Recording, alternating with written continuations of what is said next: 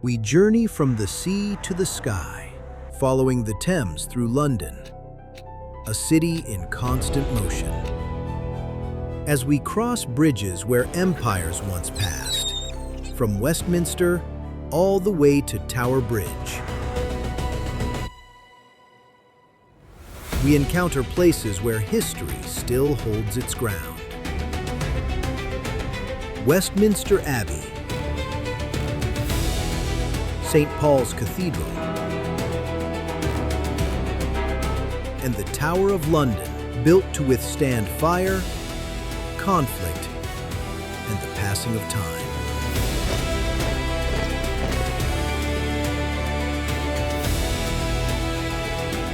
As the road opens into contemporary London, the Millennium Bridge, the Gherkin,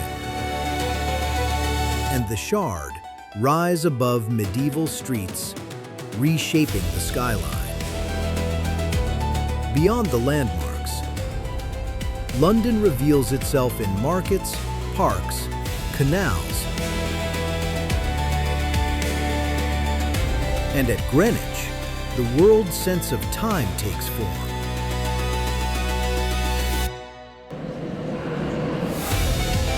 This is World Adventure OS. Travel with us. Once a district of wharves, warehouses, and tanneries, the South Bank transformed after World War II into a cultural mile. Home to the Royal Festival Hall, the National Theatre, and farther east, the Tate Modern, the riverfront promenade rose from post-war redevelopment, its wide walkways designed to bring light and air back to a city long shaped by industrial congestion.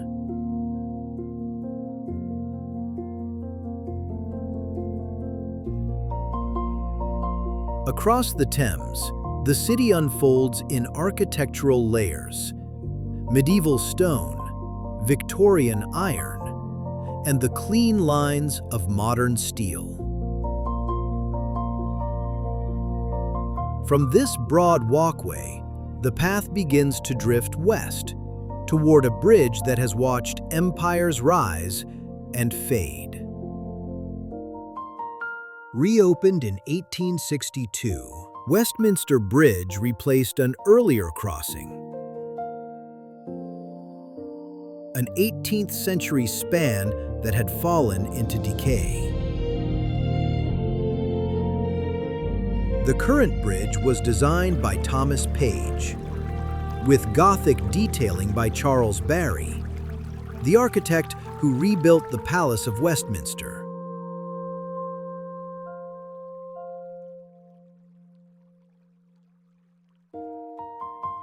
Seven arches of cast iron and granite carry it across the Thames, making it one of London's most refined 19th century engineering works.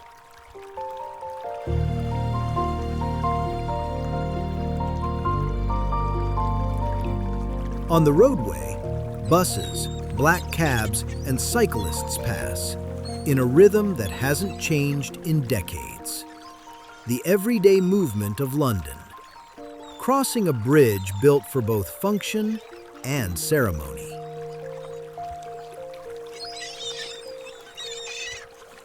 Along the river, gulls slide over the water, their calls rising above the steady flow beneath the arches.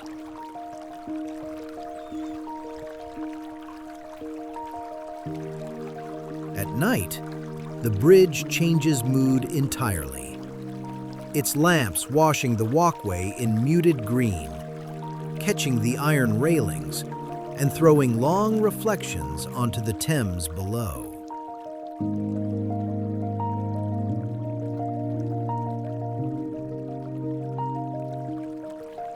Beyond its balustrades, a clock tower rises. Completed in 1859, the Elizabeth Tower stands as a masterpiece of Victorian Gothic design.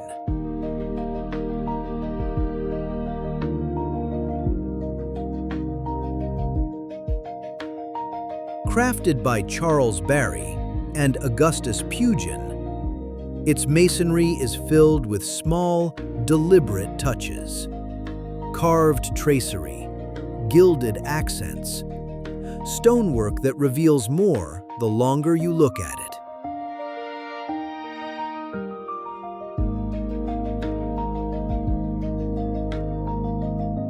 Inside, the Great Bell, Big Ben, weighs 14 tons.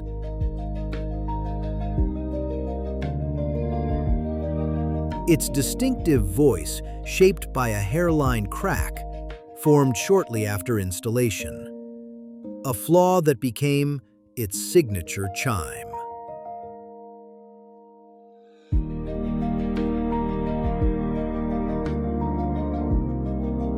For more than 160 years, the bell has marked London's hours, echoing across the river, the bridge, and Parliament Square.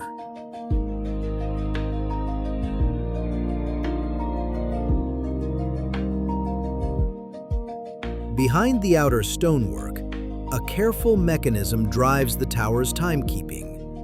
A cast-iron frame, a gravity-powered escapement, and a long pendulum, working together to keep the four great dials aligned.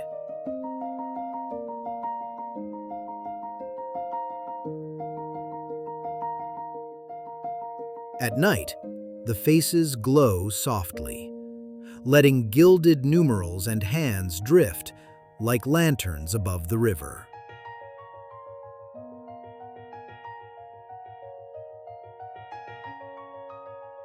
At ground level, the tower gives way to the sweep of the riverbank, where government buildings line the water just beyond its reach.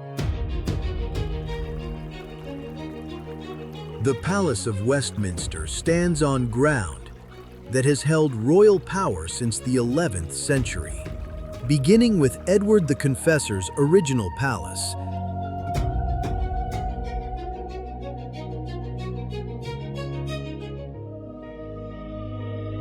After the fire of 1834, architects Barry and Pugin rebuilt the complex in the perpendicular Gothic Revival style, a design of vertical lines, pointed arches, and elaborate stonework expressing English identity through architecture.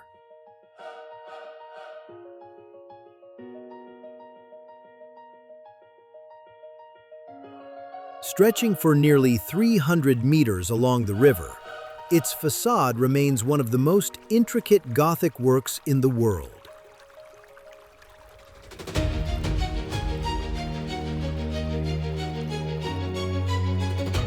A stone manuscript of saints, shields, and royal emblems.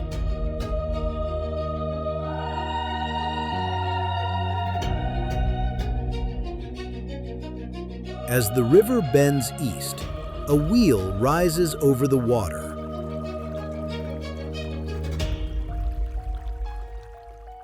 Opened in 2000 for the Millennium celebrations, the London Eye became the emblem of a new era, a symbol of London turning toward the future.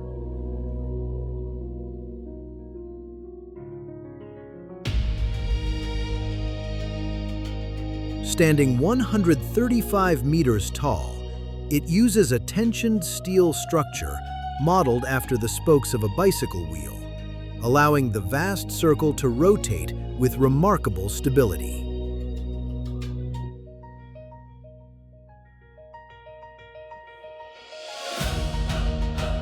At ground level, the movement is almost imperceptible, the wheel turning slowly enough that passengers step on and off without stopping the rotation, keeping the entire structure in a soft, uninterrupted rhythm.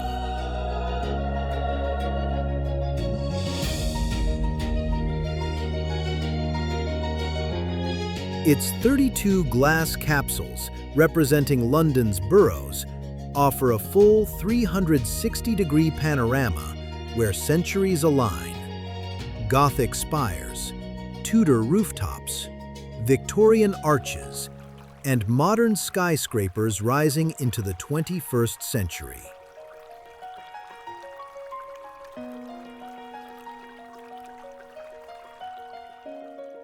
Crowds gather beneath the rim, watching the capsules drift overhead like suspended lanterns, moving through the sky.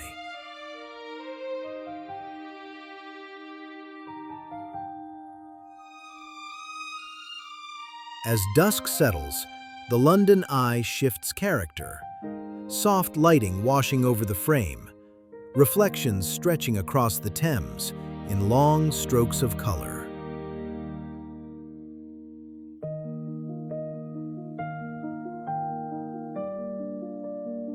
The wheel grows quieter, almost contemplative, an illuminated circle set against the busy sweep of the South Bank.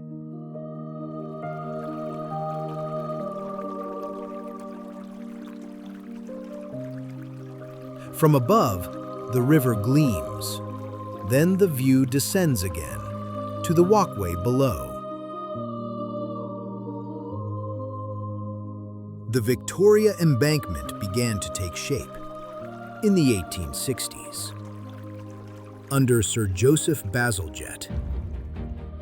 During a time when London faced overflowing sewers, foul air, and a river that no longer behaved like a river.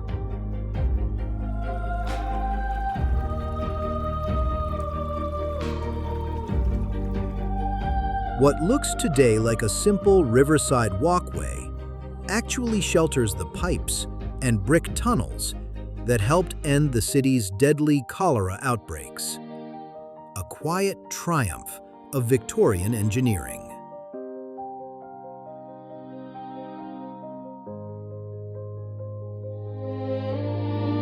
The project also pushed the riverbank outward, added new roads, and created space for the early district line to run beneath the surface.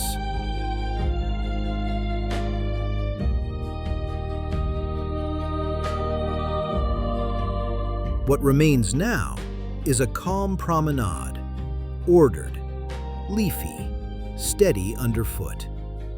A place where London feels both anchored and open to the water.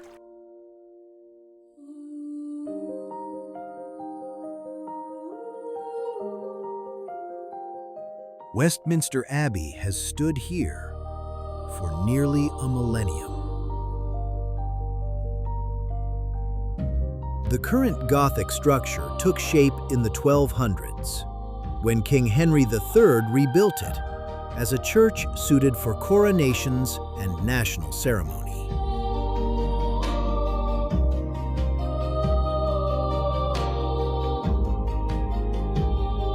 Inside lie kings, queens, scientists, writers, and soldiers, generations of British history carried in stone.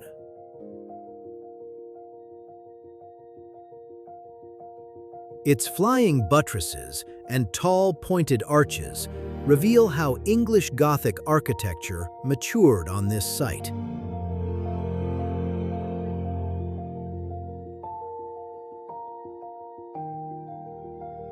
Seen from the outside, the building feels worn in rather than distant. Its walls shaped by weather, footsteps, and constant use.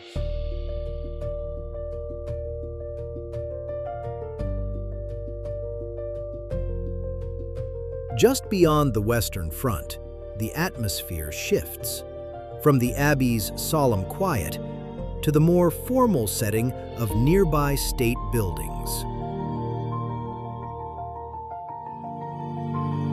Horse Guards Parade has served as a ceremonial ground since the 1700s, eventually becoming the setting for the annual Trooping the Color.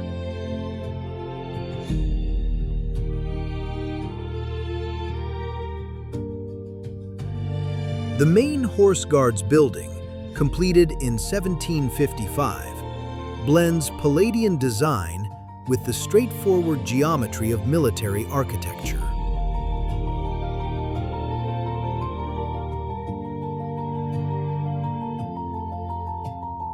Through the central arch, mounted guards still stand watch, a routine that has continued for centuries.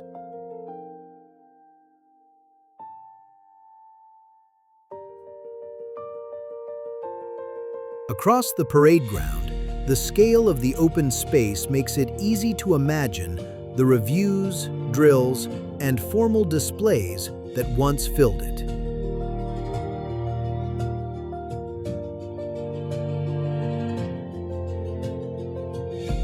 A short walk eastward, and the city begins to soften as nearby parkland starts to take over the view.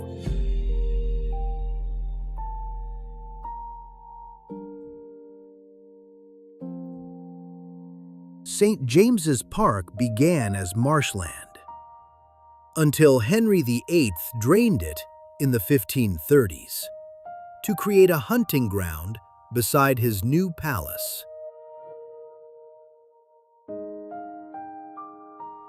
A century later, Charles II reshaped the area entirely, opening it to the public and redesigning it with the gentle curves and tree-lined walks he had admired in France. By the lake, swans move across the water in slow, deliberate lines, and Egyptian geese patrol the shallows, their bright markings catching the light as they glide past the islands.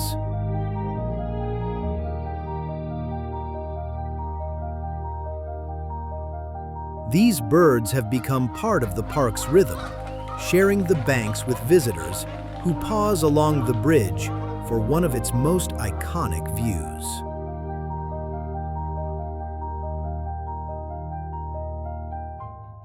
Across the water, the palace gates come into view, iron and gold catching the first flash of sun. Buckingham Palace began as a townhouse built in 1703 for the Duke of Buckingham.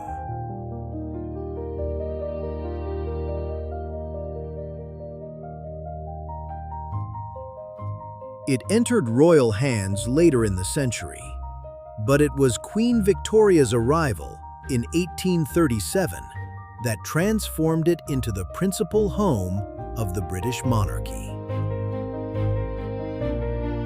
The facade we recognize today, completed in the early 1900s, carries the calm symmetry of neoclassicism, a style intended to project order rather than extravagance. In the forecourt, ceremony becomes a kind of choreography. The changing of the guard, the movement of regiments, and the quieter arrivals and departures that unfold far from public view.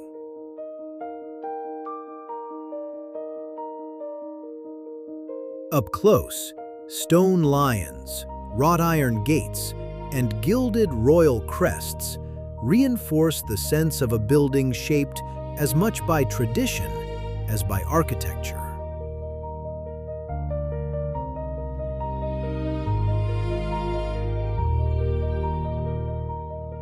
The Victoria Memorial was completed in 1911, at the very end of the Victorian era's influence.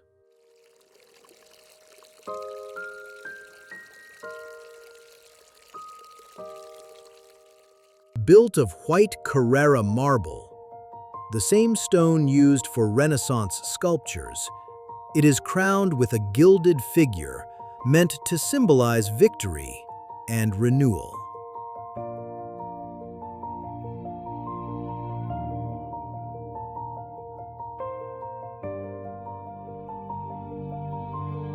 Around its base stand figures representing the ideals of the period: constancy, courage, and a belief in steady national progress.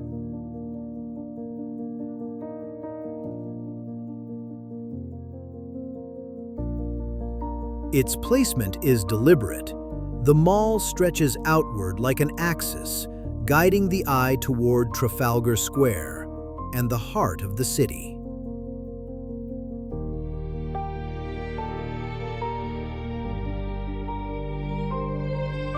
Nearby, partly screened by trees and traffic, stands a quieter government building that many visitors overlook. The Supreme Court works inside a building that once had a different purpose.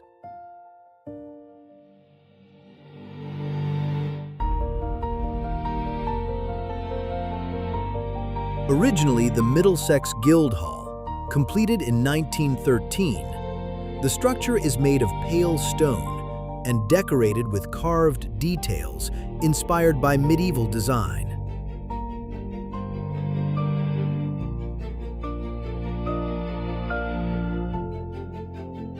For most of its life, the building held local courts and council rooms. When the Supreme Court was established in 2009, those chambers were adapted rather than replaced, creating an interior where two eras share the same space.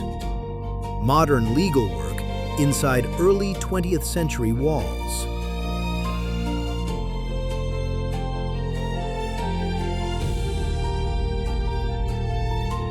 Standing on the front steps, the city radiates in several directions. For our route, the path turns east and keeps moving.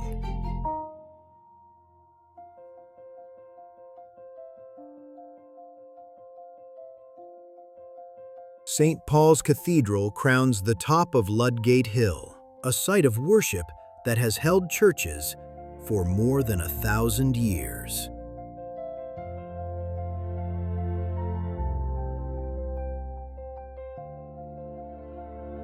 After the Great Fire of 1666, Christopher Wren rebuilt London's principal church, giving it a Baroque shape that stood apart from the older city growing around it.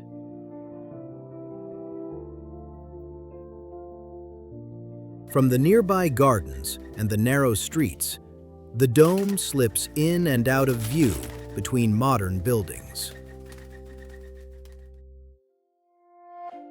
Seen up close, the building feels far larger than it first appears. Paired columns, deep windows, and the lantern rising above the skyline. The Portland stone changes constantly with the weather, sometimes bright, sometimes muted, often carrying a soft sheen after rain.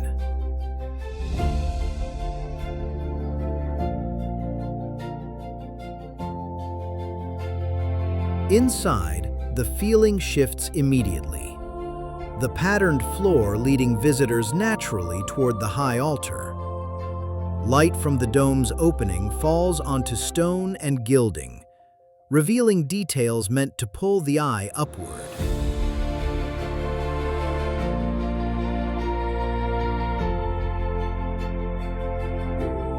Far above, the arches meet in a ceiling filled with mosaics, added over many years.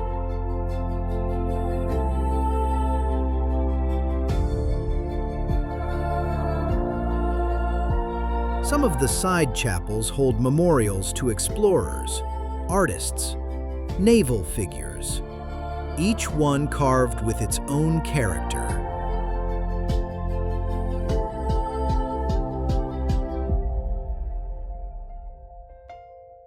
Beneath the main floor, the crypt spreads out in quiet corridors and vaulted rooms, with tombs and monuments to people woven into Britain's history. Footsteps carry strangely down there, as if the sound settles into the stone.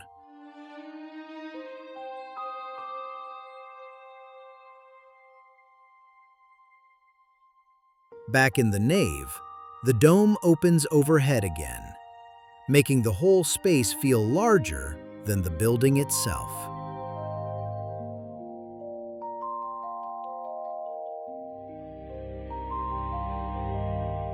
Outside, the steps fill with commuters, buses, visitors, moving through the city's usual rush.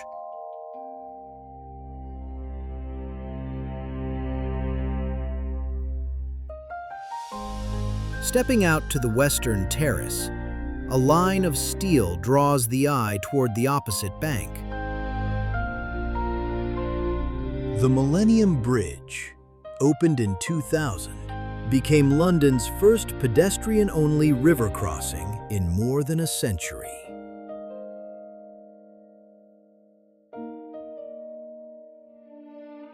Its lightweight form, a blade of light as the architects described it, was created by Foster and Partners, with sculptor Sir Anthony Caro and engineers Arup. The bridge's early fame came from the unexpected wobble felt on opening day.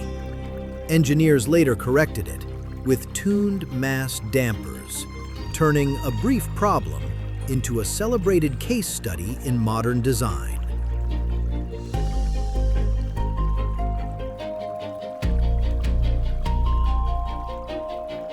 Today, the alignment is unmatched. St. Paul's rising at one end, the Tate Modern anchoring the other.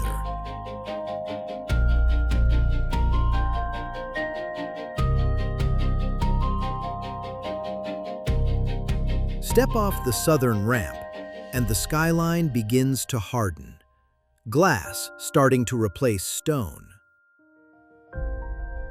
The Gherkin, 30 St. Mary Axe, was completed in 2004, designed by Norman Foster as one of the first towers to redefine London's financial district.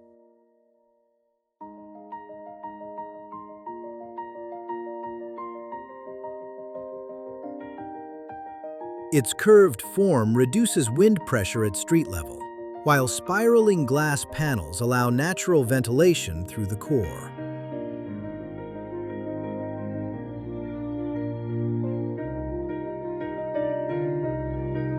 From afar, the design looks simple. Up close, the geometry becomes intricate, a mesh of triangles and diamonds, forming a continuous skin of glass. The tower stands out not because of height, but because it introduced a softer, more organic profile into a district known for sharp edges.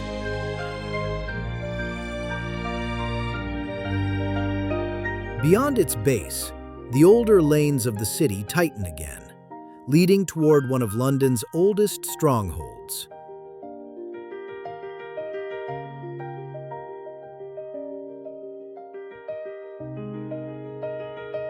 The Tower of London, founded by William the Conqueror in the 1070s, is one of the best preserved Norman fortresses in Europe.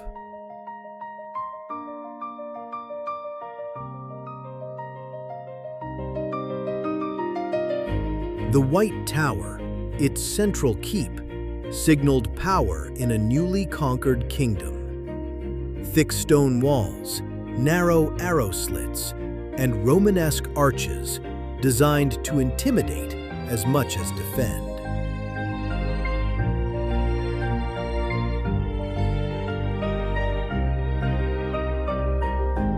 Over the centuries, the tower has served as a royal residence, a treasury, a prison, and now the home of the crown jewels. Objects stored in vaults, once feared by prisoners.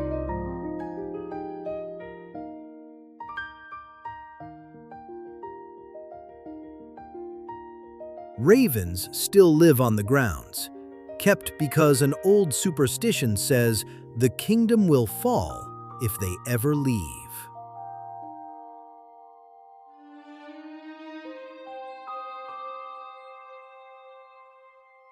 Just beyond the outer wall, a blue and white span rises over the Thames. Tower Bridge, completed in 1894, linked two sides of a city driven by industry.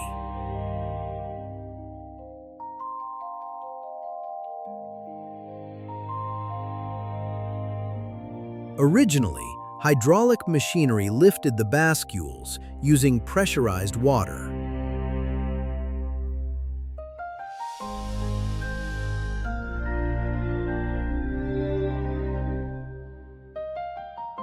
Today, electric motors do the work, though the mechanism remains one of the world's most recognizable.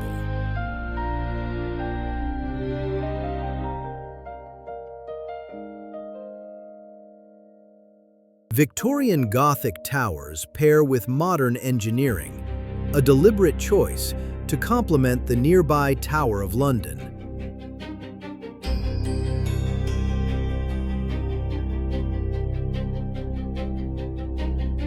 From the high walkways, London spreads out in every direction. Glass to the west, maritime history to the east, and the Thames curving like a soft boundary beneath it all.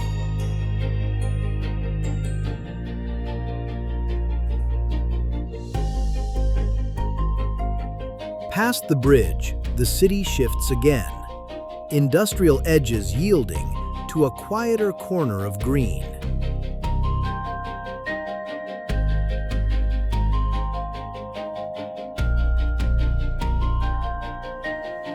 The Barbican Wildlife Garden, tucked beneath the Barbican's towers, feels far removed from the hard lines around it.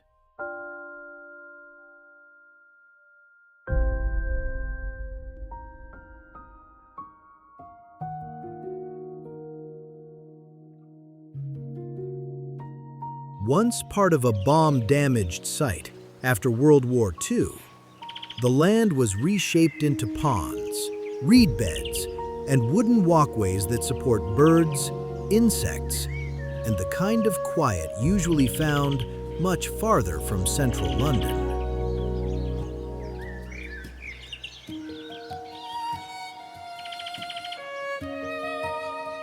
The contrast is immediate. Modernist concrete on one side, wild grasses and still water on the other.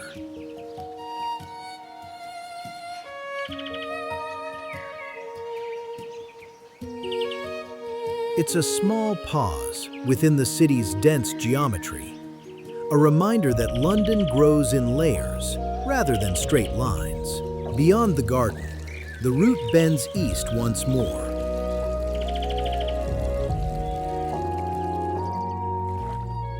Cutty Sark was launched in 1869, built to race tea from China to London, at a time when speed shaped fortunes.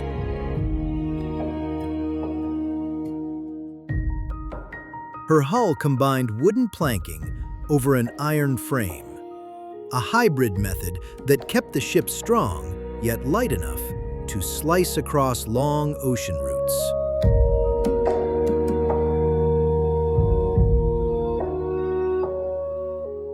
During her fastest passage, she covered more than 300 nautical miles in a single day, a record that few ships of her class ever matched. Today, she stands raised on supports in Greenwich, her copper-plated underside finally visible. A rare chance to stand beneath a vessel once meant only for open water.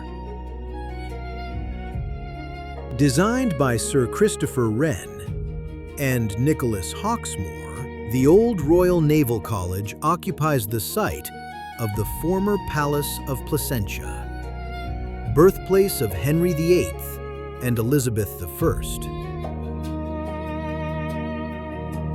The buildings seen today were completed in the early 1700s. Their colonnades and twin domes arranged to open the central axis toward the river. The layout is deliberate and disciplined, two main wings mirroring each other across an open courtyard.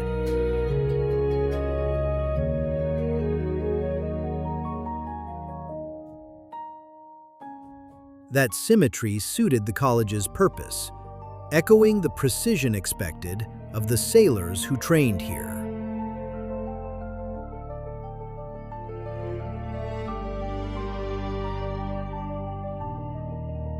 Beyond the gates, the ground begins a steady climb toward the park above.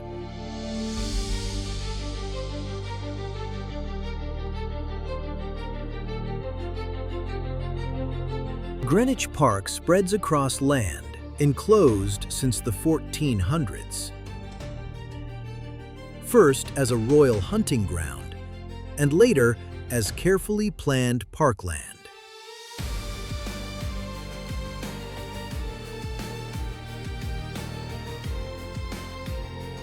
From its lower paths, the space feels open and measured, but ascending the slope reveals one of London's most striking views.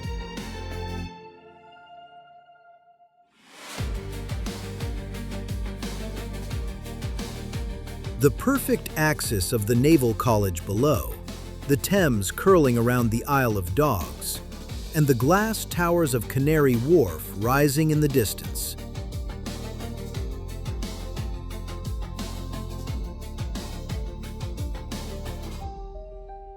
A fenced enclosure still shelters deer, a quiet reminder of the land's long royal history.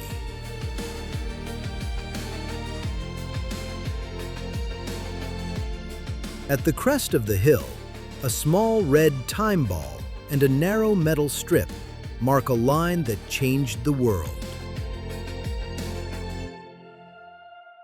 Founded in 1675 for the study of celestial navigation, the Royal Observatory helped sailors determine their position long before modern instruments existed.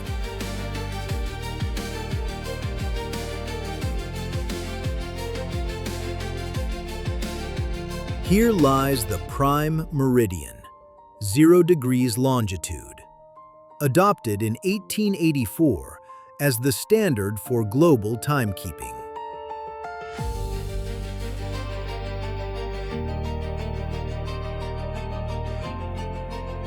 The red time ball atop the observatory drops each day at 1 p.m., once used by ships on the Thames to set their clocks.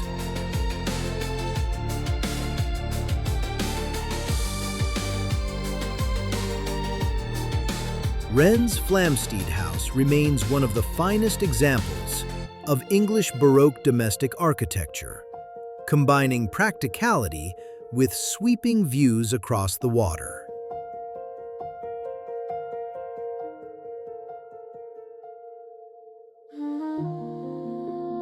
Opened in 1999 for the Millennium celebrations, the Millennium Dome rises with its 12 yellow masts, one for each month of the year, and sometimes said to echo the hours on a clock face. A quiet nod to Greenwich Mean Time just up the hill.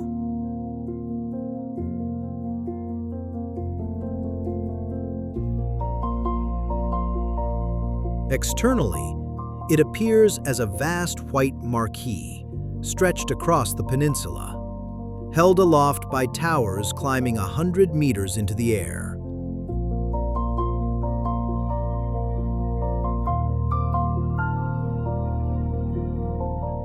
In plan view, the structure forms a perfect circle, 365 meters across, a meter for every day of the year.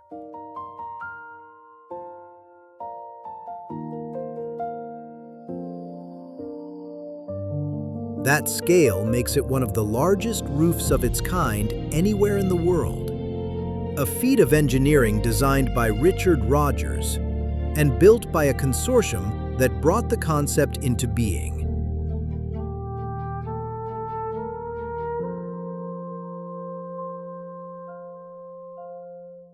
Originally created as a temporary exhibition hall, the dome was later transformed into the O2, now among the busiest entertainment venues on the planet.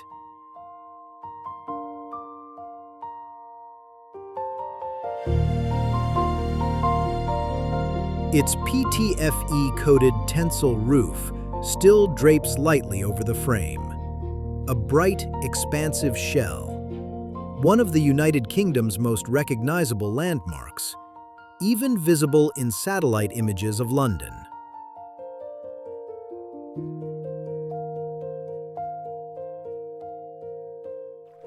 The Emirates Airline cable car, launched in 2012, lifts you into an unexpected angle of the city.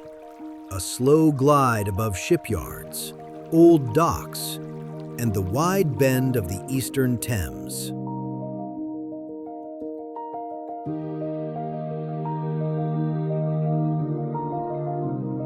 From up here, London feels different. Warehouses, cranes, rail lines, and deep water inlets, revealing a landscape shaped more by work than by landmarks.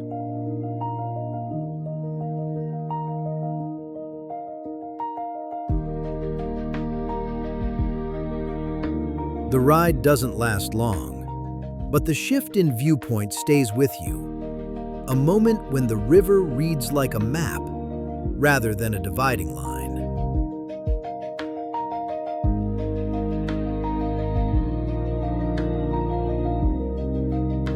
As the cabin drifts toward the far side, the route turns west again, following the Thames back toward markets, sunlight, and the everyday rhythm of the city.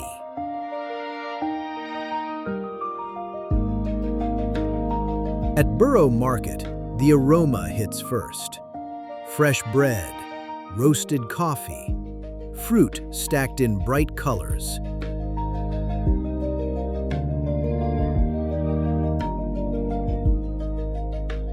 Traders call across the walkways as they have for years, and the old ironwork overhead still carries the echo of the market's bustle.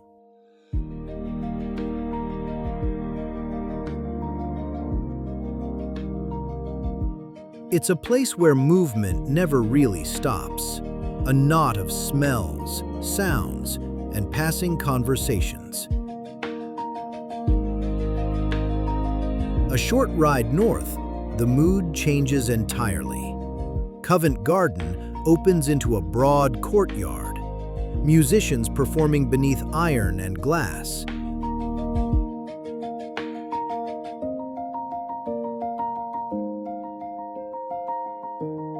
The old market building still showing its Victorian structure.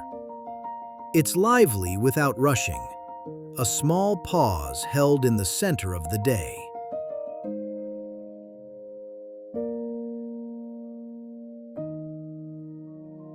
Continue west, and the streets narrow. Soho emerges almost abruptly. Tight roads, clustered cafes, neon signs glowing deep into the night.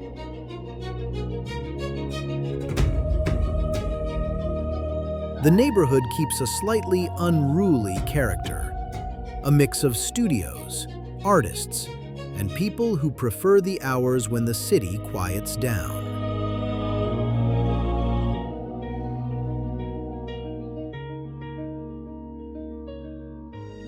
A little farther along, the signs begin to shift. Red lanterns overhead, handwritten menus in windows, the hum of kitchens working without pause.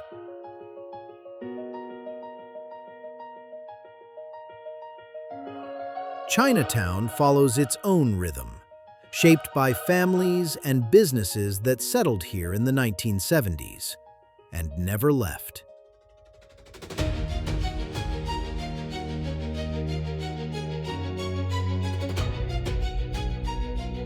Ginger, steam, and warm air drift constantly down the lanes, leaving their trace even when the crowds grow thin.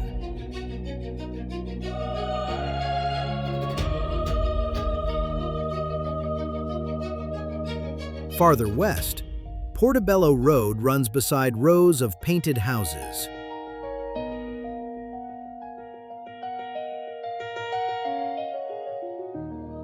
Weekend stalls filled with books, vintage cameras, old maps, and the occasional treasure pulled from an attic.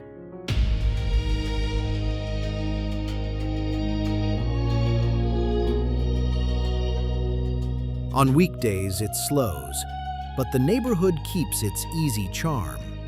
Part market, part lived-in residential street.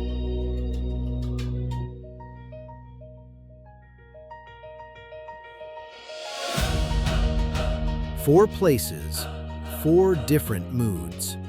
But each one reveals how London lives at ground level, one street at a time.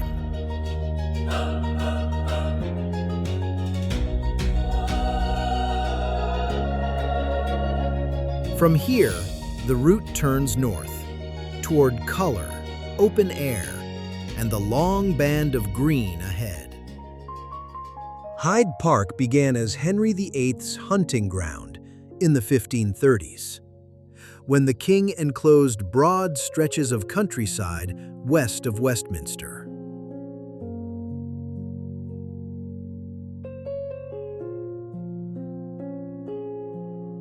It later opened to the public and gradually became a central gathering place, a setting for political rallies, mass demonstrations, duels, concerts, and long afternoon walks.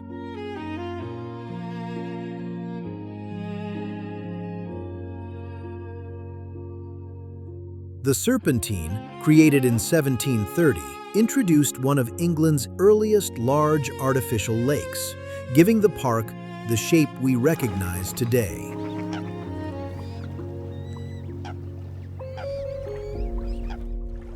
Along Rotten Row, once the great riding route of London, visitors move along its broad path. Runners follow the curve of the water, and the open lawns slide gently toward the skyline, holding a wide, steady calm at the center of the city.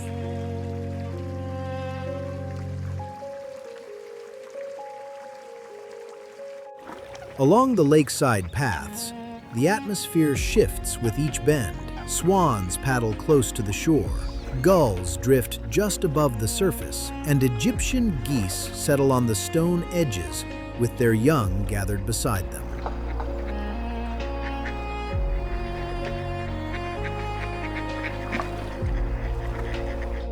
People pause here naturally, leaning against the railing, watching the water darken and brighten as birds ripple through it.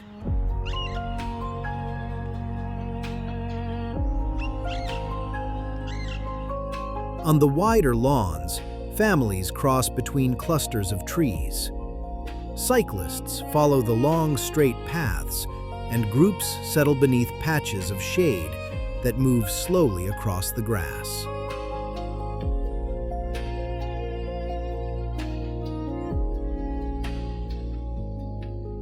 There's a looseness to the place, a sense that the park breathes differently from the city pressing in around it.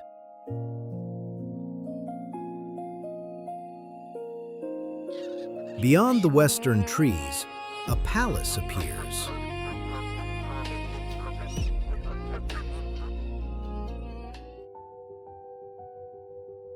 Kensington Palace began as Nottingham House, a modest country residence purchased in 1689 for William and Mary.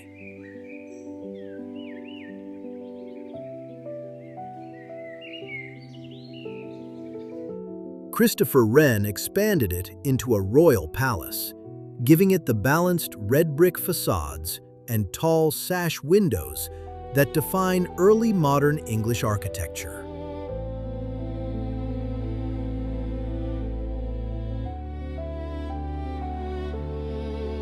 For centuries, it served as the quieter counterpart to the formality of St. James's, housing monarchs, artists, and later the young Queen Victoria, born here in 1819.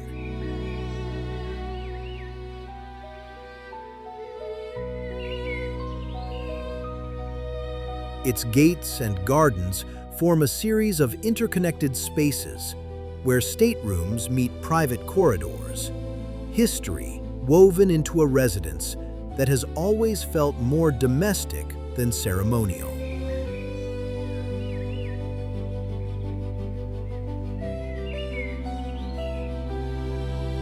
Across the gravel paths, the palace grounds open into one of London's most carefully shaped landscapes.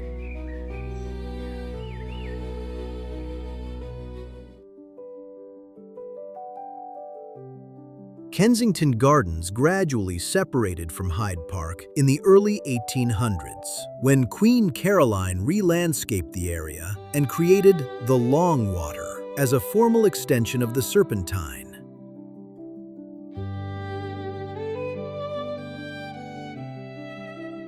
The grounds mix broad lawns, groves of mature trees, and ornamental structures such as the Italian Gardens, a Victorian ensemble of fountains, stone basins, and carved balustrades.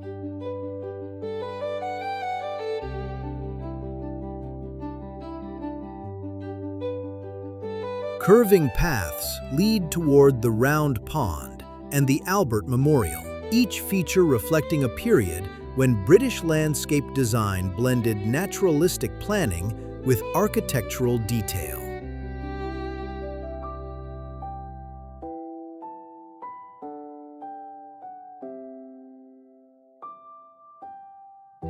This quieter zone acts as a transition, less open than Hyde Park, more geometric in its layout, and always tied to the palace that anchors its edge.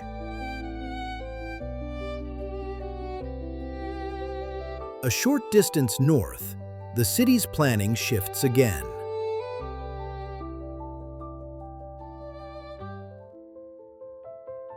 Regent's Park was laid out in the early 1800s by John Nash as part of a wide plan that tried to connect royal residences, terraces, and green spaces across the city.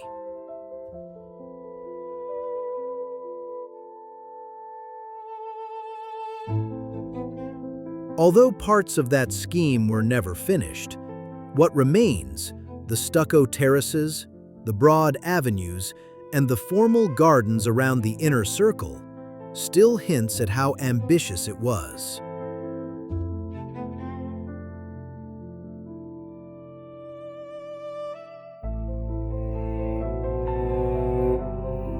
Inside, the mood changes quickly.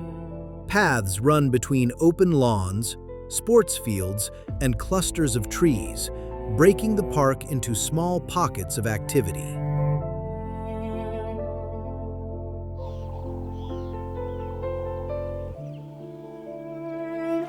Near the water, the scene slows. A few swans drift close to the bank, and Egyptian geese stand on the stone edges, watching people move past.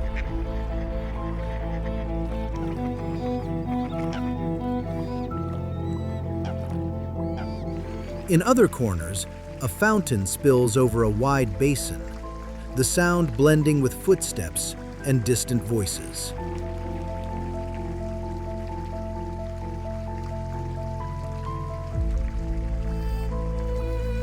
Here, the terraces face inward, forming a quiet architectural frame around the park and giving it the ordered look associated with the Regency period.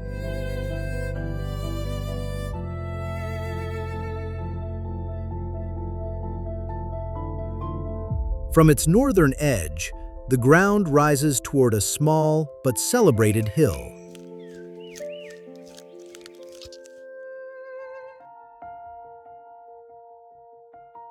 Primrose Hill became public land in the 1800s, joining a network of green spaces preserved for the city.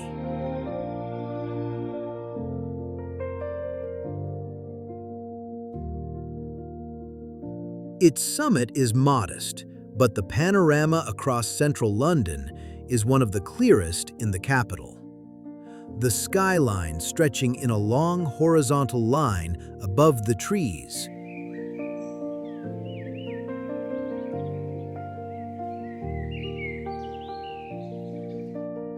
Once used for military drills and the occasional duel, the hill later evolved into a simple lookout, a place where architecture, parkland, and the curve of the Thames align in a single sweep.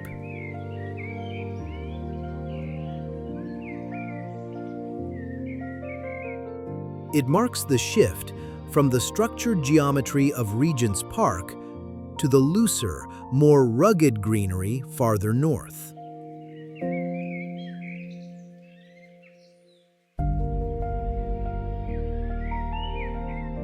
Beyond this crest, the edges of the city's historic countryside reappear.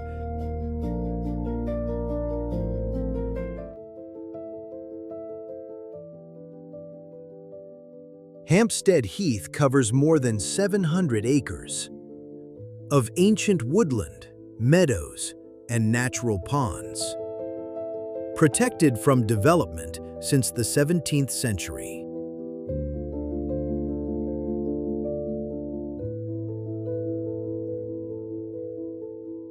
Unlike London's designed parks, the Heath keeps an irregular, almost rural character. Narrow paths, steep rises, and open clearings shaped by centuries of grazing and the traditions of common land.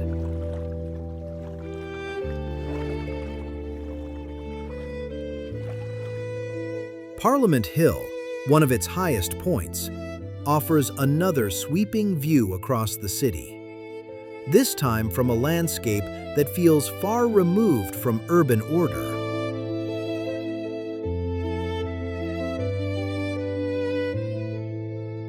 Bathing ponds, wildflower meadows, and open fields create a sense of countryside preserved inside the capital's boundaries.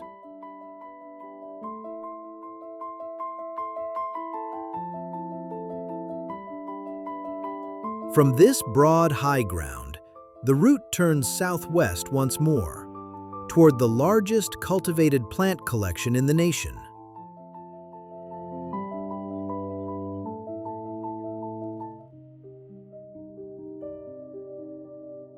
Kew Gardens began as a small royal garden and expanded during the 1800s into a center for studying plants from across the empire and beyond.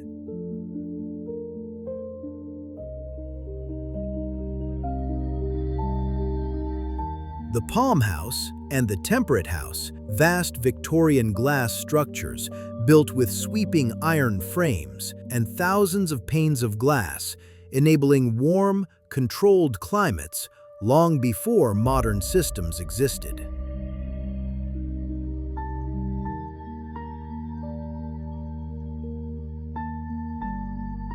Walking through the grounds, you move between lawns, research buildings, and historic trees, collections arranged with scientific purpose rather than pure display.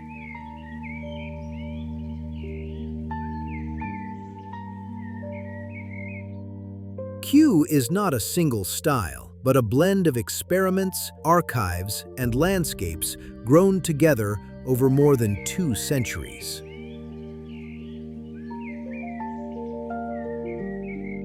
Leaving the gardens, the city begins to reappear. Streets, brickwork, and the steady rhythm beyond the gates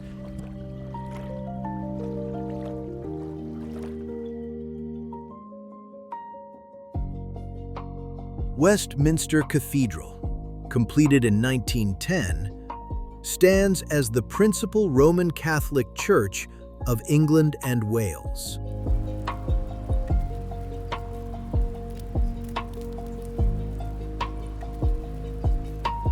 Its Neo-Byzantine architecture, striped brickwork, broad arches, and a tall campanile contrasts sharply with the Gothic forms that dominate historic Westminster.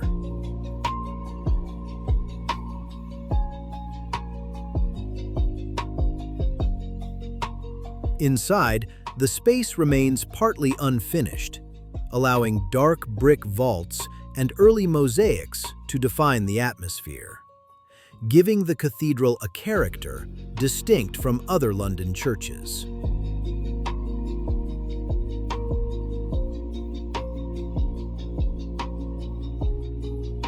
Drawing inspiration from early Christian basilicas rather than medieval English forms, the design marked a shift in taste at the turn of the century.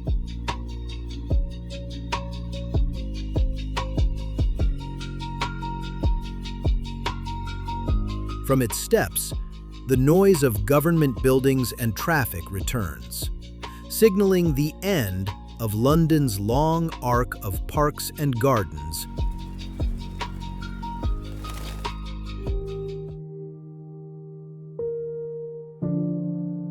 London changes the moment you step down to the water.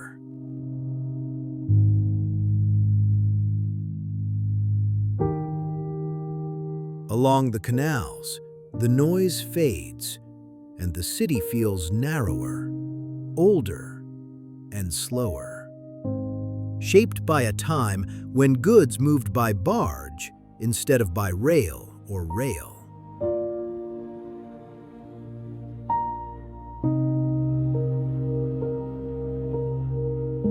Little Venice marks the start of that shift. Developed in the early 1800s, the junction here linked the Paddington Basin with the Grand Union Canal, creating a small harbor where boats could rest before heading east.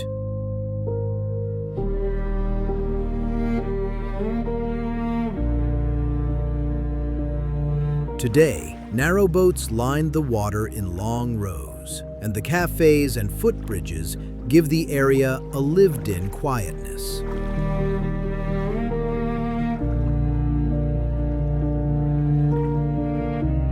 The surface of the canal moves at its own pace, reflecting trees, boats, and the light from the houses above.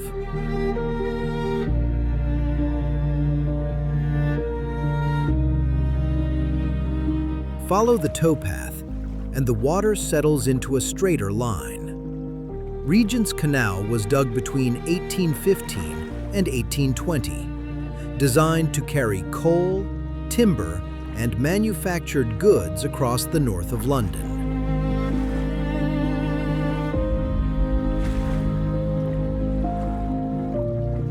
You can still see hints of that past. Old brick warehouses, iron bridges, and the occasional tunnel entrance where horses once hauled boats through the dark.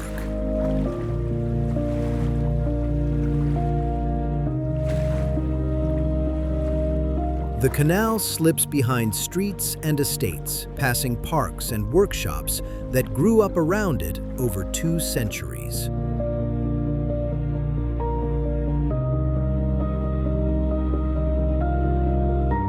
A little farther east, the water meets one of its busiest points.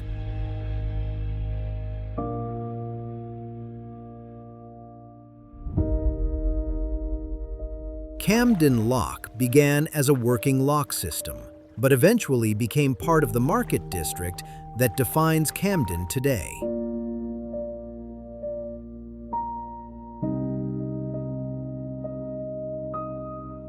The lock gates, cast iron bridges, and brick wharves remind you this used to be an industrial crossing, a place where goods changed hands, not people browsing food stalls.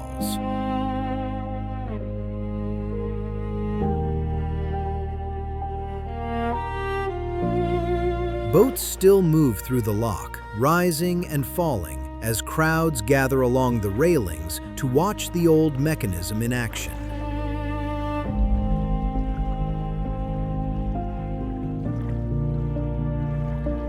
Three places, one continuous line of water, a route that shows how London once worked and how it still breathes when you follow the canal instead of the road.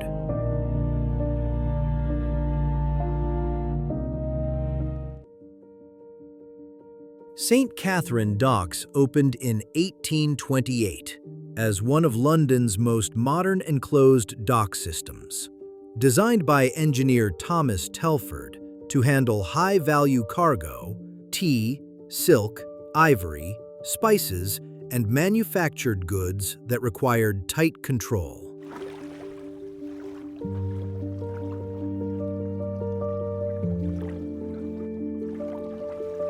The site replaced an old medieval hospital and a dense neighborhood, making room for efficient brick warehouses, direct loading quays, and narrow water basins protected from the tides of the Thames.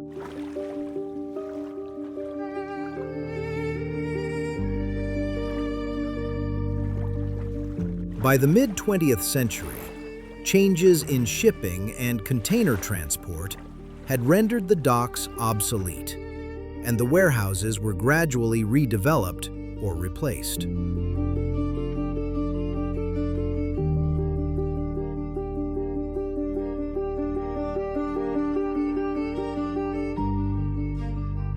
Today, the basins remain as calm inlets, lined with modern housing, cafes, and moorings for private boats.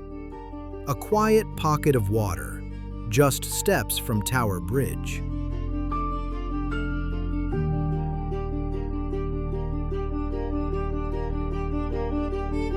And downriver, the transformation becomes even more dramatic.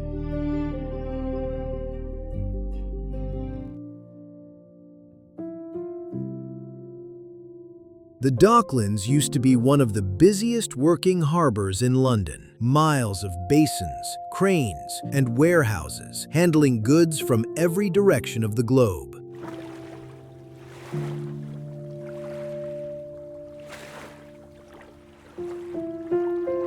Tens of thousands worked here, and the river never truly stopped.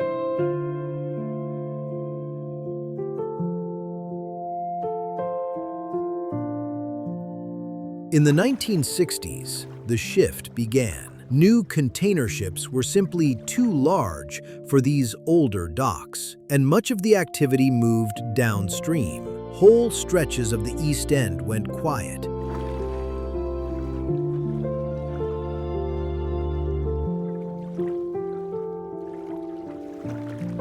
Then came the rebuild. From the late 1980s, new rail lines, homes, and offices rose over land that had once been stacked with cargo.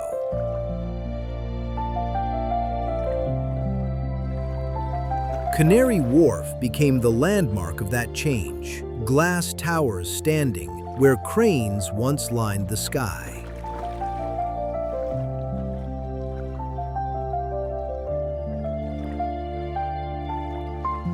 Even with all the new development, traces of the old port remain.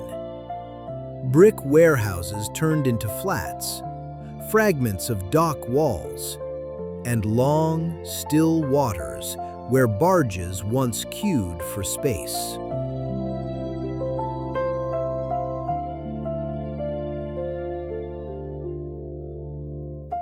From here, the river widens, and London opens into its eastern horizon.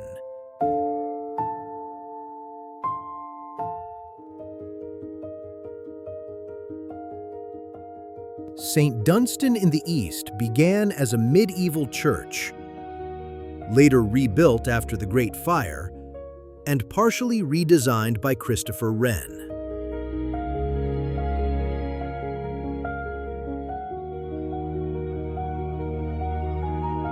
During the Blitz, bombs destroyed the nave, leaving the tower and outer walls standing like a shell.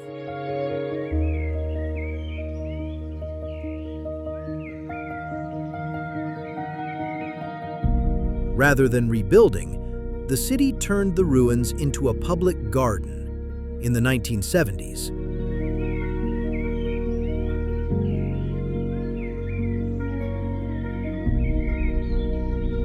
Now, vines climb through empty window arches, and trees rise from ground that once held pews. A landscape where stone and vegetation share the same silence.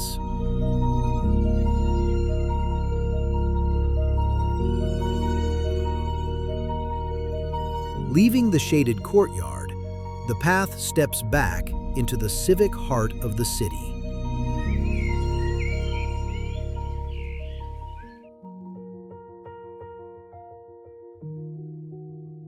Guildhall has served as London's municipal centre for more than 6 centuries.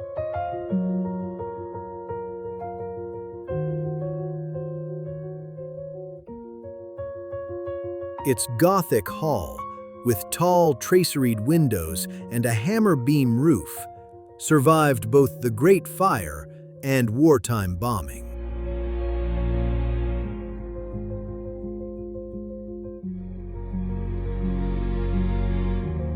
Beneath the floor lie Roman remains, fragments of an amphitheater uncovered during 20th century excavations.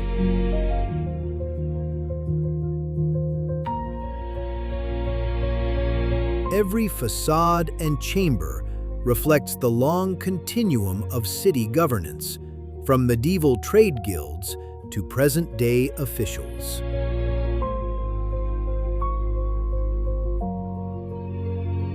A short walk east leads from civic ritual into the ornate world of Victorian justice.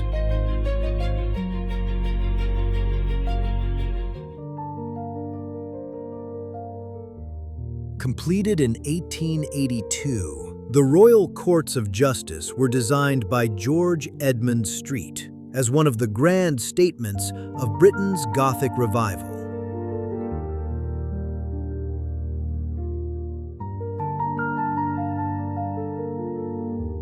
The long facade stretches across the Strand in pale stone, its pointed arches, carved tracery, and clustered windows arranged with a precision that feels almost ecclesiastical.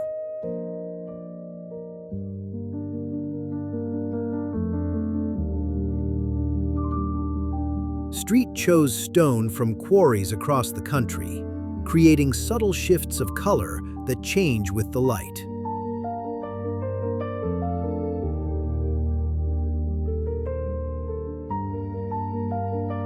The sculpted shields and figures along the front trace the roots of English law, echoing traditions far older than the Victorian era that built this complex.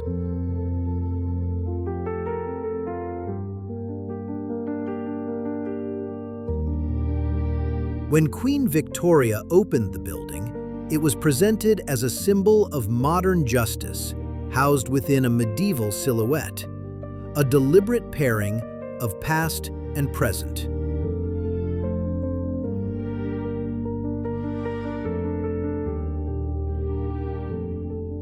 And as you move away from the facade and back toward the Strand, the quiet around the stone slips into the background, replaced by the usual rhythm of buses, voices, and traffic. A reminder that just steps from its arches, the city never pauses.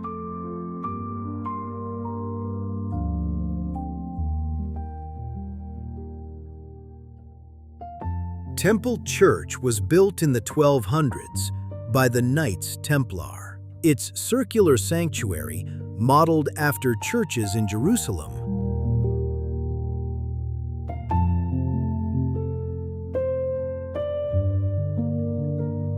within the round, stone effigies of medieval knights rest, as if paused mid-story, giving the chamber a stillness that settles slowly.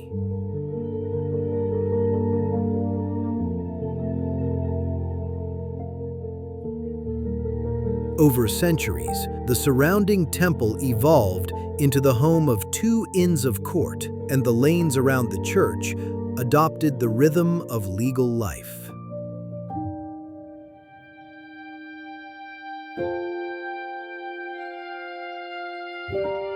It remains a rare overlap, Crusader history and English jurisprudence, sharing the same enclosed precinct.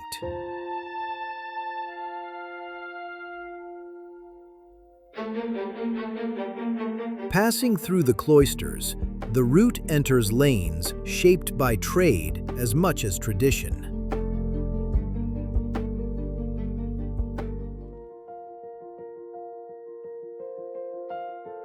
Leadenhall Market stands on ground that has held a marketplace since the days of Roman London, though the version we walk through now comes from 1881, when the whole area was rebuilt and given its distinctive Victorian character.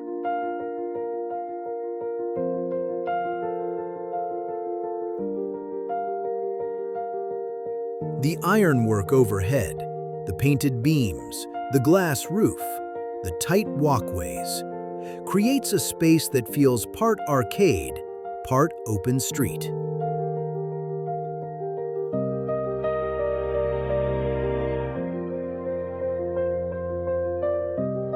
Early in the day, you'll see traders rolling in deliveries. By lunchtime, the place shifts, and the cafes and shops spill their noise and color into the passages.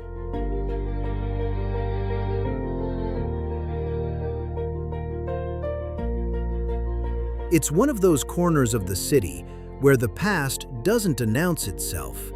It just sits quietly underneath everything, easy to feel if you stop for a moment.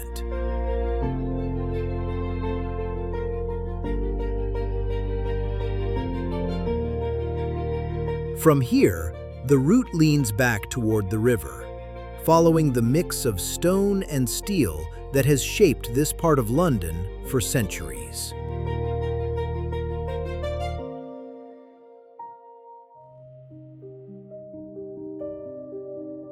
Richmond Park began as a royal hunting ground in the 1600s, when Charles I enclosed the land to keep a herd of deer close to his palace at Richmond.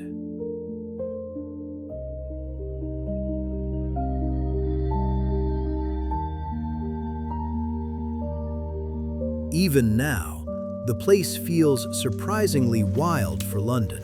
You get long sweeps of grassland, ancient oaks bent by centuries of weather, and deer moving across the hills, as if the city didn't exist at all.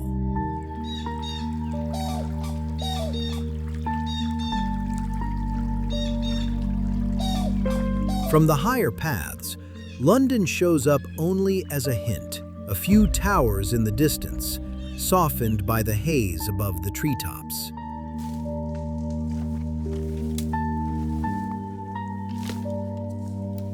It's one of the rare spots where the city seems to stop for a moment and trade its streets for open sky.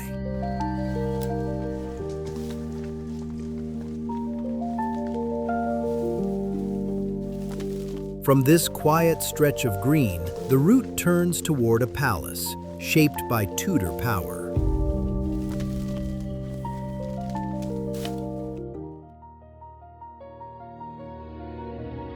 Hampton Court Palace didn't appear all at once. It started in the 1500s as Cardinal Wolsey's showpiece residence. And when the palace passed to Henry VIII, he pushed it further, turning it into a declaration of power as much as a home.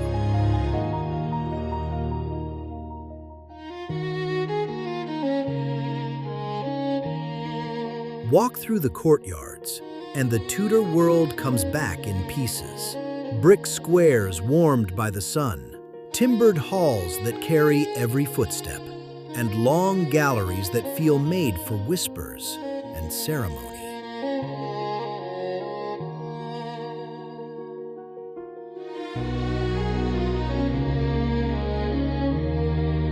Later, Christopher Wren added his Baroque wings, bringing in a different kind of elegance that sits alongside the older palace instead of replacing it.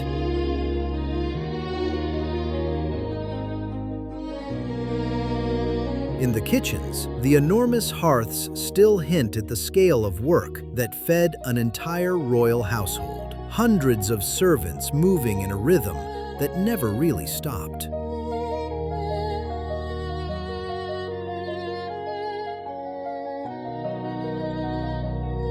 Outside, the formal gardens stretch toward the river, where the palace once kept its own landing places for royal boats.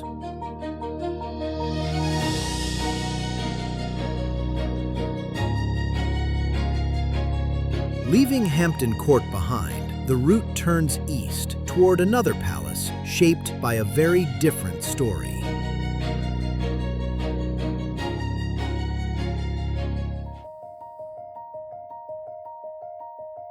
Eltham Palace began as a medieval royal residence, its great hall reaching back to the 1400s. Centuries later, in the 1930s, the Courtauld family transformed the site into one of Britain's most distinctive Art Deco homes.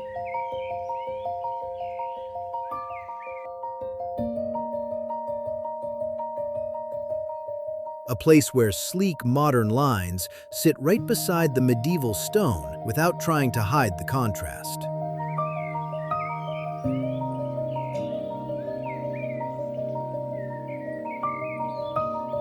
Very few buildings in London let two eras stand together so openly and so confidently.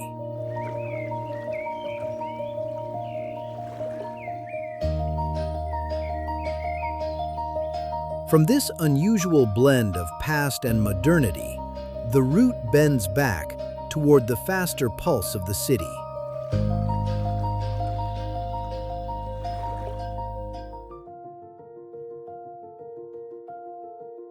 St. Pancras International opened in 1868 as a railway terminal built to make an impression. Its Gothic Revival facade shaped by the architect George Gilbert Scott.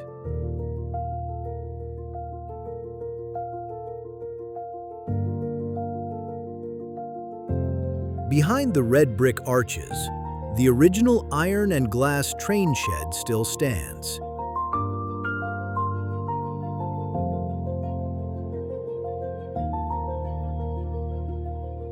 When it was finished, its single span was the largest in the world, an enormous sweep of metal and light that pushed Victorian engineering close to its limits.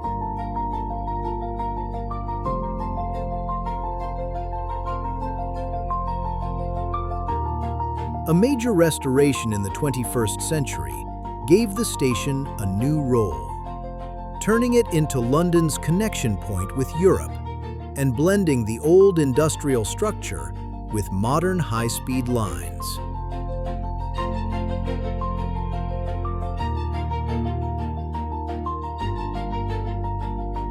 Inside, the past doesn't disappear.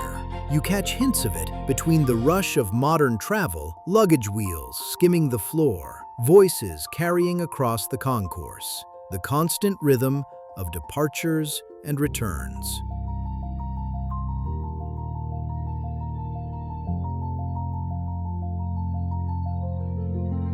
From here, the journey can head in almost any direction, but our route moves back toward the city's older streets.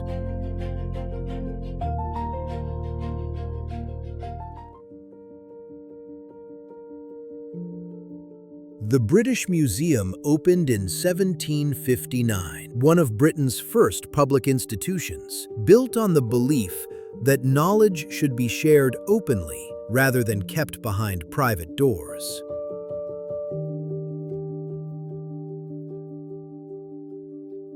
A century later, architect Robert Smirke reshaped its exterior in the neoclassical style. Ionic columns, a broad portico, and a facade meant to echo the civilizations the museum studies.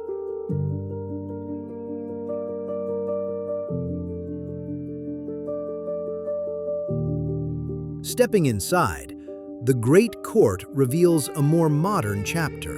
The glass and steel roof completed in 2000, transforming the old courtyard into a bright interior plaza, casting soft light across the white stone and the circular reading room at its center.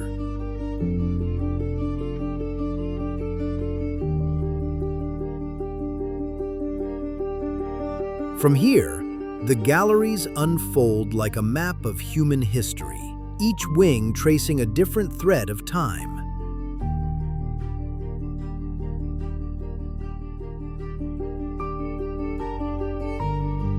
In the Egyptian halls, colossal statues carved for pharaohs rise beneath high ceilings. Works created for temples along the Nile, including pieces linked to Ramesses II, whose reign marked the height of New Kingdom power.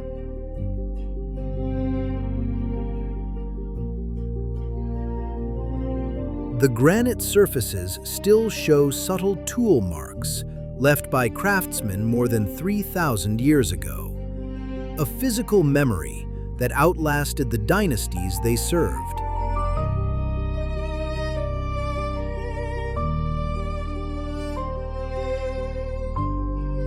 Nearby, Sculptures from classical Athens fill long, bright rooms. Marble horses, gods, friezes carved in the 5th century BCE, when Greek artists refined balance, proportion, realism, shaping Western art for millennia.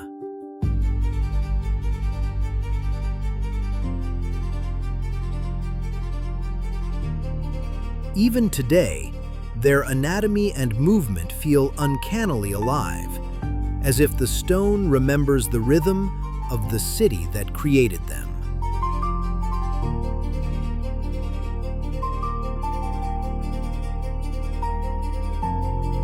Farther along, the Assyrian corridors narrow slightly, lined with winged lamassu, guardian figures that once protected palace gateways, and sculpted reliefs chronicling royal campaigns, rituals, and court ceremonies.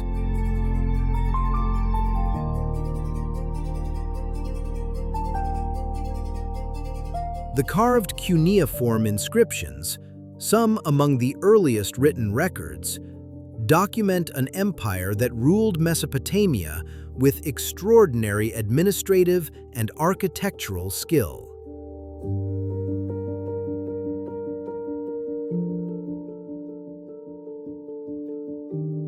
Even the quieter corners, the wooden floors, long bookcases, classical stairways, carry the sense of a building shaped by generations of collectors, scholars, architects, each adding their own layer to a museum that has been expanding and evolving for more than 2 centuries.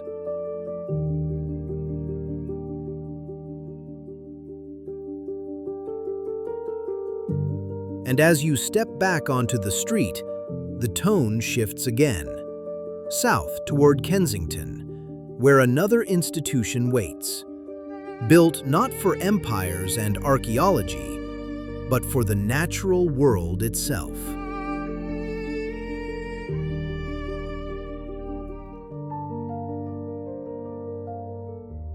The Natural History Museum in South Kensington began as part of the British Museum until its growing scientific holdings needed a building of their own. Completed in 1881, the new structure was designed by Alfred Waterhouse, who used durable terracotta and covered the exterior with carved plants and animals.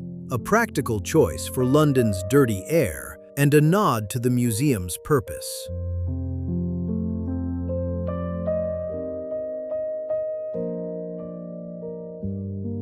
Inside, the entrance hall feels open and tall, but the atmosphere is less like a cathedral and more like a busy gateway into the study of the natural world.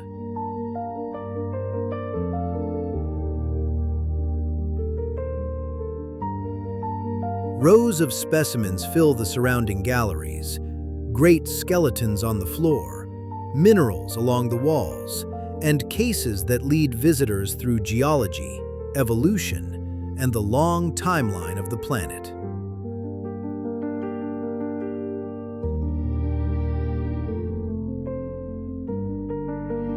The collection grew quickly. What began as a branch of the British Museum eventually became a major research institution, with scientists still working behind the scenes on materials gathered over many decades.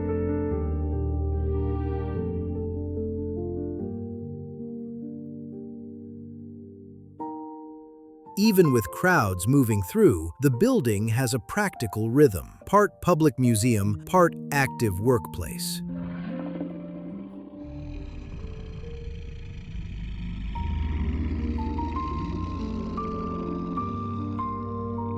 Stepping back outside, the formal stone gives way again to the streets of South Kensington, and the next part of the journey.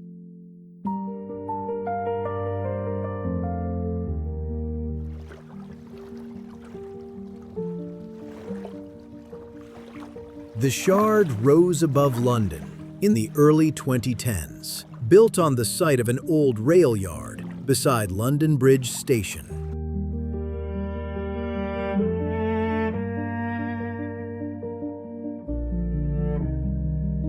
Renzo Piano, the architect, didn't imagine a skyscraper in the usual sense. He described it more like a group of glass pieces leaning together, catching the sky in different ways.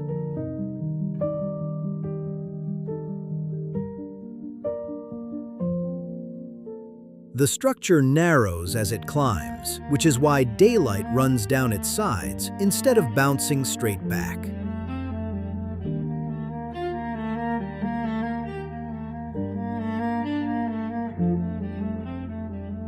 The exterior uses over 11,000 glass panels, each one set at a slight angle.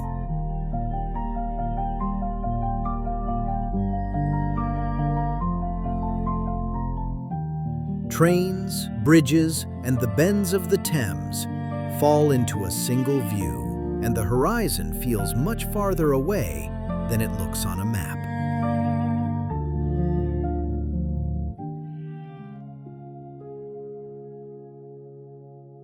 The Walkie-Talkie, officially 20 Fenchurch Street, rose between 2009 and 2014.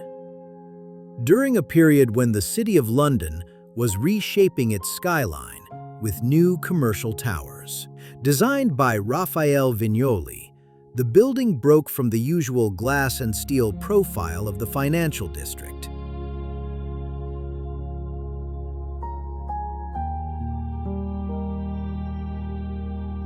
Instead of tapering, it expands outward as it climbs, a deliberate choice to maximize floor space on the upper levels, where office rents are highest. That decision produced one of London's most distinctive silhouettes, a tower that appears heavier at the top than at the base.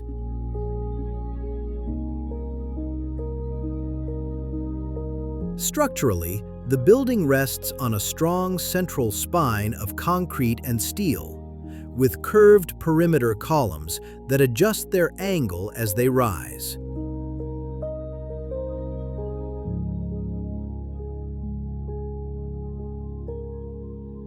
Near the summit, the Sky Garden transforms the crown of the building into a civic space, an idea added during planning to offset the tower's bulk and help secure public approval.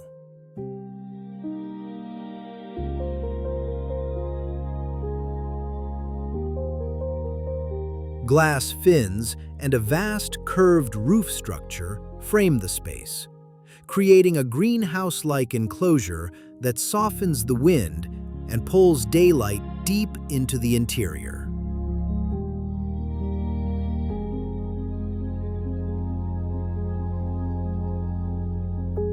From the viewing platforms, London opens in all directions. The Tower of London to the east, the river bending toward Westminster, and the layered skyline of the city, rising in fragments of stone, brick, and steel.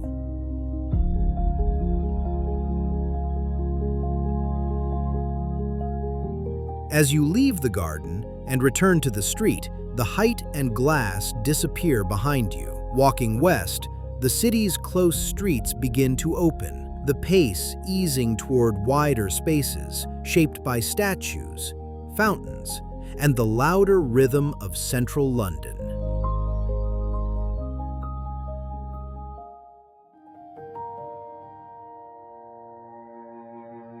Trafalgar Square took shape in the 1840s, on land cleared decades earlier, to create a grand approach to the West End.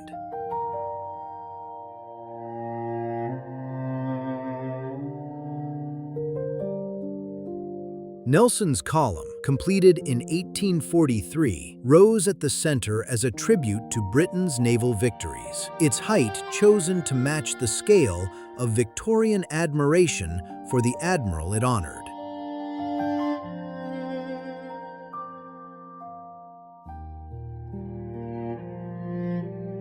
It's a composition built in stages, steps, fountains, balustrades, terraces, shifting edges, all adjusted as London expanded around it.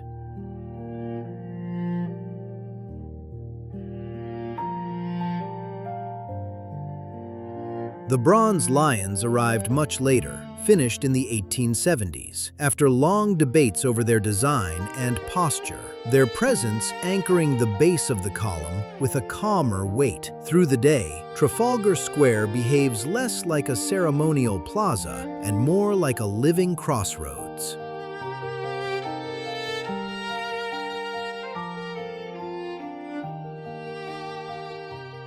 Walk toward the fountains, and the entire space opens at once, built as much for gatherings and demonstrations as for monumentality.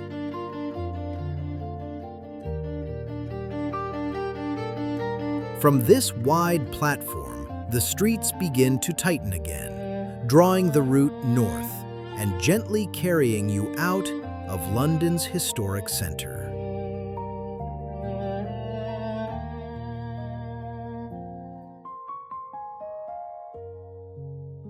The BT Tower was completed in 1964 as the central node of a national microwave communication network.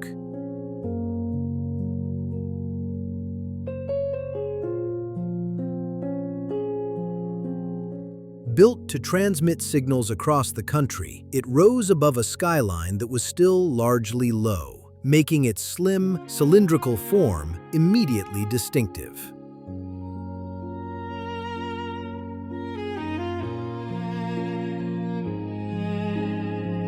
Soon after opening, a rotating restaurant near the top briefly turned the tower into an unexpected public attraction, a place where infrastructure and everyday life intersected.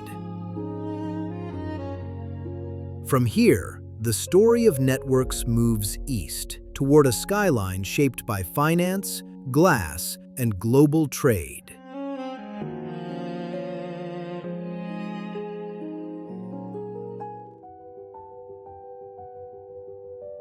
Canary Wharf stands on land once shaped by the West India docks, where grain, timber, rum, and cargo moved through deep-water basins along the river.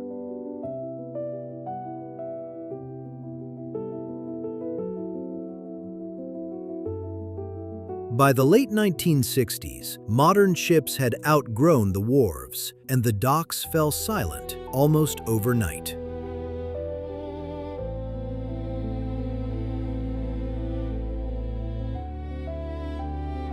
Redevelopment began in the late 1980s, transforming abandoned basins into the foundations of a new business district.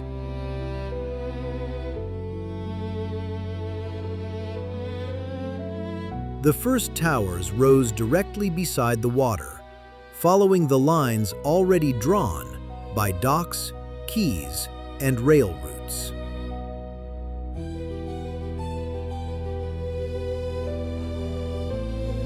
One Canada Square, completed in 1991, became the symbol of this shift, a pyramid-topped tower of glass and steel, marking London's financial move eastward.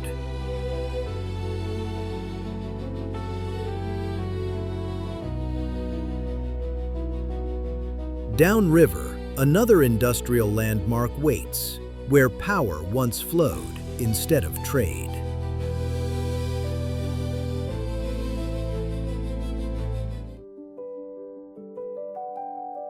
Battersea Power Station began generating electricity in the 1930s, built as a monumental brick complex on the south bank of the Thames.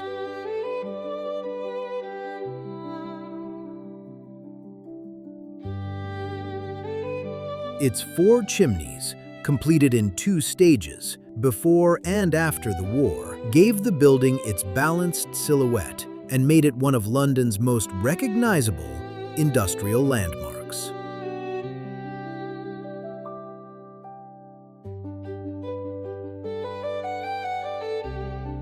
After closing in 1983, the structure stood empty for decades. A full redevelopment finally began in the mid-2010s, preserving the vast brick exterior while rebuilding the interior almost entirely from scratch.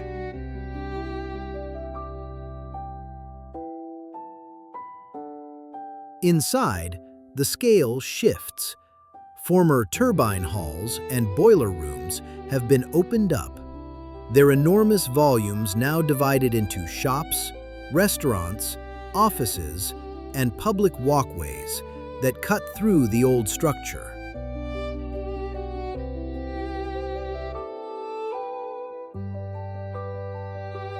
Apartments sit above these spaces, layered into the building rather than replacing it, with steel, brick, and height, still hinting at the power station's original purpose.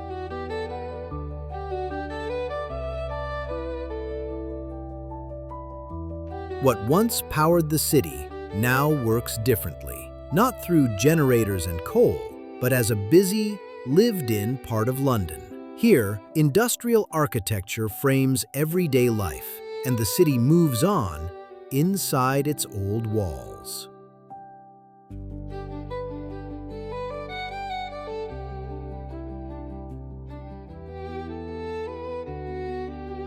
We tracked London as it evolved over time, from the steady flow of the Thames to the shadowy trails of its royal parks.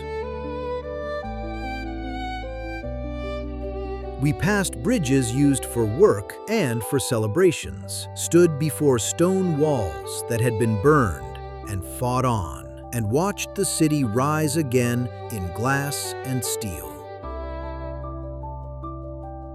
What emerged was not a single narrative, but a constantly evolving place where history and daily life coexist.